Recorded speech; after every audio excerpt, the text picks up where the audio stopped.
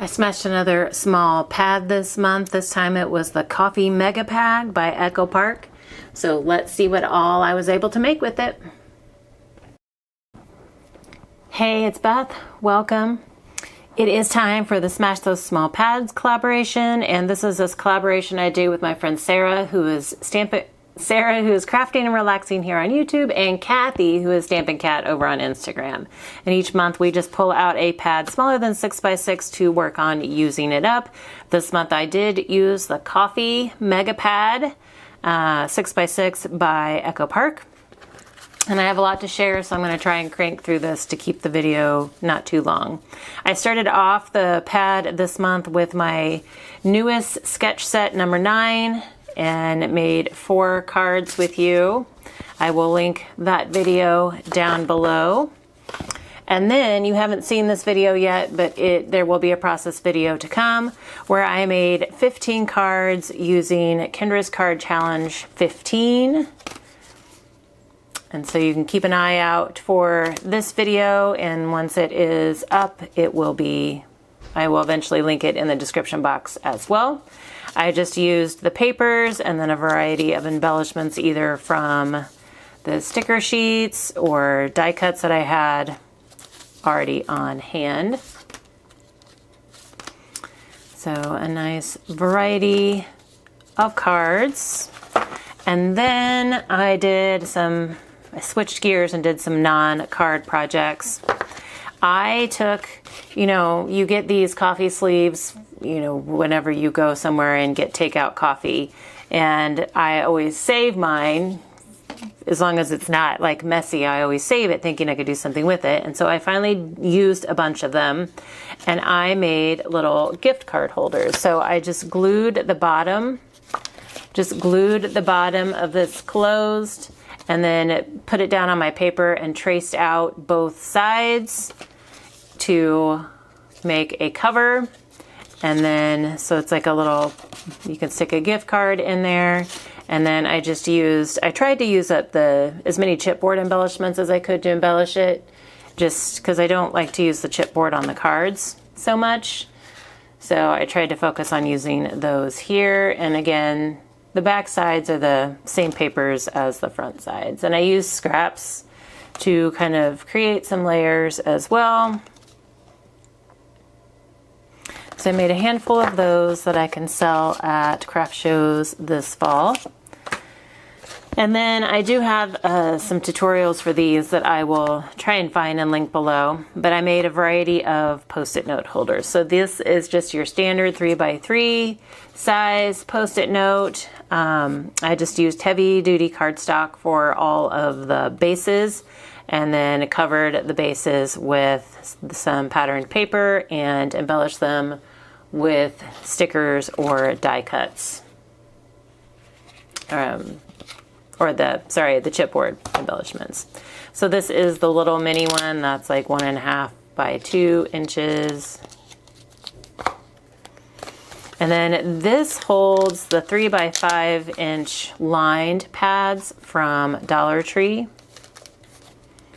And then on any of them that needed closure, I just used half of a little round hook and loop, like adhesive hook and loop closure.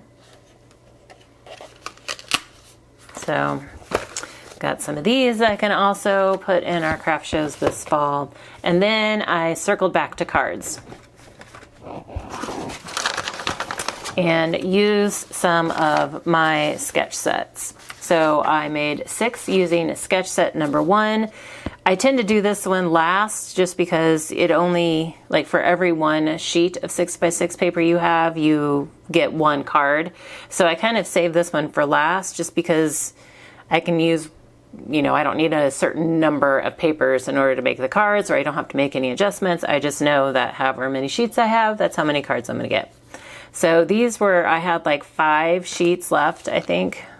So I guess 6 sheets left at the end, and I just used those, kind of mixed and matched the patterns, and then brought in some scraps and stickers to embellish. And then this is sketch set number 3. So it took 4 sheets of 6x6 and it gave me 6 cards. And I tried to use, there were some cut aparts in the pad, like a couple sheets, a couple different designs of cut apart sheets. And so this is actually one that was like 2 by 3, and I trimmed it down just to be more of a square. And then I used scraps from my ends cut off of the strip here to embellish most of the bottoms. This was fussy cut out of one of the cut aparts. And then that was sketch A, 3A, and this is sketch 3B. This was just an old die cut that I already had layered up in my stash. And then this was the other sheet of cut aparts. It had the little like 1.5 inch square pieces, and so I just kind of grouped it together in the center here, and then used a scrap cardstock piece to create kind of a shadow matting there. Sketch set number 5, it was 4 sheets to make 8 cards. And so this is sketch 5A. Just did mix and match with the patterns, and these were those bigger cut aparts. Tried to use some of those up. And then this is 5B, just using the squares. This one I matted in white just because I wanted it to stand out from the background.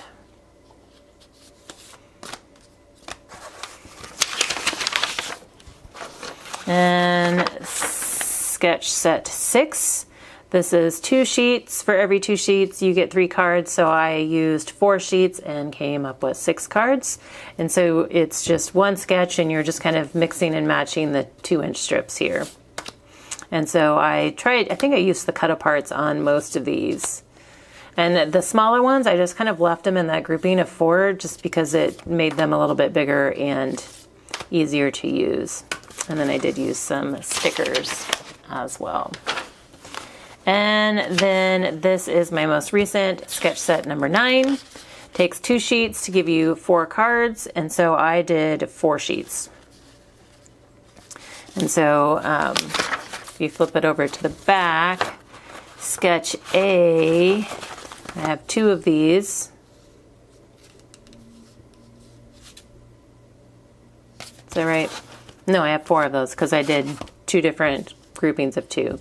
This one was just a sticker on the sticker sheet that I was trying to use up. So decided to make that the focal point. And then this was a cut apart from the larger coffee collection, the 12 by 12 that I had left over. And so I just kind of put it on there.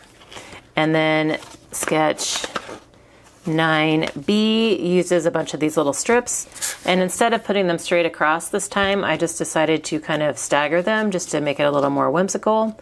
And then it's a combination of cut aparts and 3D stickers on those 2. And then it's 9C, again, you use a combination of horizontal and vertical strips, and I just used the smaller cut apart sheet.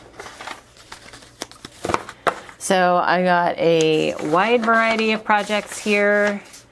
I do have scraps left, but of this, oh wait, there's one more batch of cards. 3 more cards just to use up the last of the little cut aparts. This is a play off of sketch 154, I think, from Operation Right Home. It's one of my favorite ones that I always use for scraps, but the grid of 4 here worked really well for that, and I had 3 left, so I just made some to use those pieces up. So I do have this bit of scraps left, but there are the majority of the cards, I don't have any scraps on the inside yet. So most of this should get used up on the insides of the cards. And I was trying really hard to use up all the stickers and chipboard accents, but I couldn't. So I will save these. I have some Hobby Lobby coffee themed paper that the colors coordinate really well with this Coffee and Friends sticker sheet that I was using. And then I'll just save all these other embellishments in my stash. I'm sure I can use them at some point.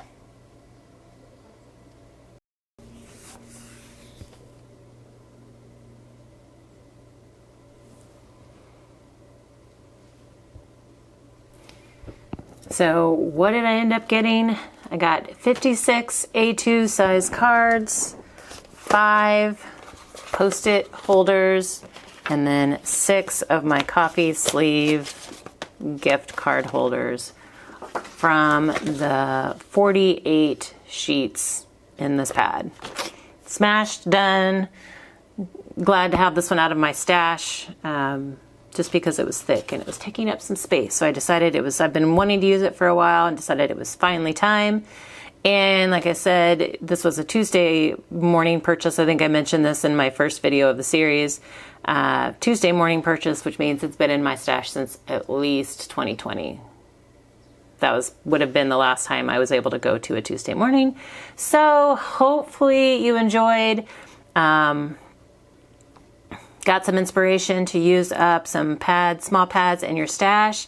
Again, you can check the description box for links to Sarah and Kathy and tutorials or related videos to the projects that I've shared today. As always, I thank you guys so very much for your time, and I hope you all have a very crafty day.